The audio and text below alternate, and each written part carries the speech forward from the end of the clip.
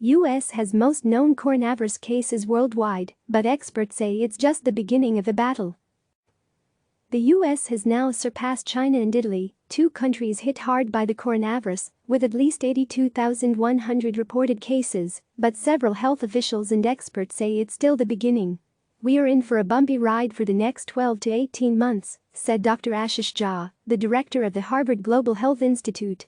"If we are aggressive now about stopping things, shutting down, building up a test regime, we can then open up again, and most places can go back to work.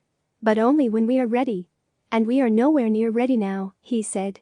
When President Donald Trump said he hopes to have Americans back at work by Easter, he was making an aspirational projection, said Anthony Fauci, one of the country's top health officials. "He's listening to us when we say we really got to reevaluate it in real time, and any decision we make has to be based on the data," Fauci said.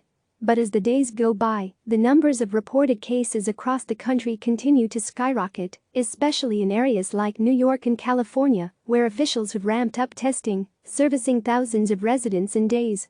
1 week ago, the U.S. had nearly 18,200 cases and 241 deaths. As of Friday morning, CNN's tally added up to at least 82,100 cases and 1,195 deaths. A little less than half of the country's cases are still in New York, where 385 people have died and hospitals are overwhelmed, with many already low on staff and running out of equipment. But experts say other areas in the country seeing a spike in cases are raising concern. Right now, what's happening in New York, in California, in Washington state, we're going to see that in Louisiana, we're going to see that in Florida, we're going to see that in Arizona, Jha said, also adding Dallas, Texas, to the list. "There's a lot of places coming that I'm very worried about." The area's officials are worried about for days. New York led the country with the highest number of cases after New York Governor Andrew Cuomo ordered a partial lockdown and doubled down on testing. New York Bellevue Hospital Center created a makeshift morgue using tents and refrigerated trucks.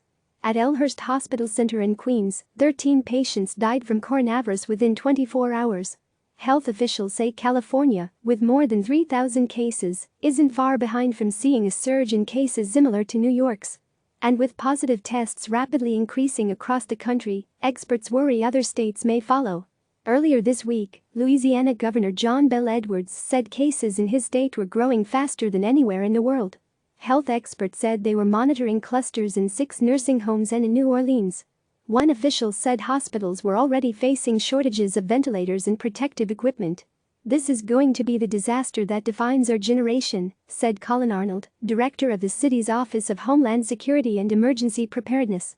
Jefferson and Orleans parishes, which make up most of Metro New Orleans, ranked among the top 7 counties nationwide in deaths per 100,000 residents for areas reporting 100 cases or more. And at least 3,000 were expected to be tested Thursday. Dr. Deborah Birx, the White House's coronavirus response coordinator, said 40% of the country has extraordinary low rates of coronavirus. About 19 states have fewer than 200 cases, she said. But she said counties including Wayne County, Michigan, and Cook County, Illinois, are showing a more rapid increase in cases. In Michigan, cases jumped from 350 to nearly 3,000 in a week. Michigan Governor Gretchen Whitmer said this week she sent Trump a request for a major disaster declaration and was hopeful the president would grant it in full and within a matter of days so we can provide more services to Michiganders who need them.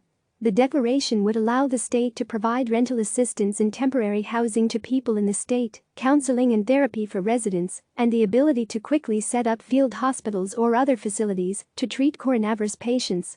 Meanwhile, Cook County, Illinois, is in the process of acquiring additional refrigerated warehouse space as a precaution for what could come next, Cook County spokesperson Natalia Derevini said.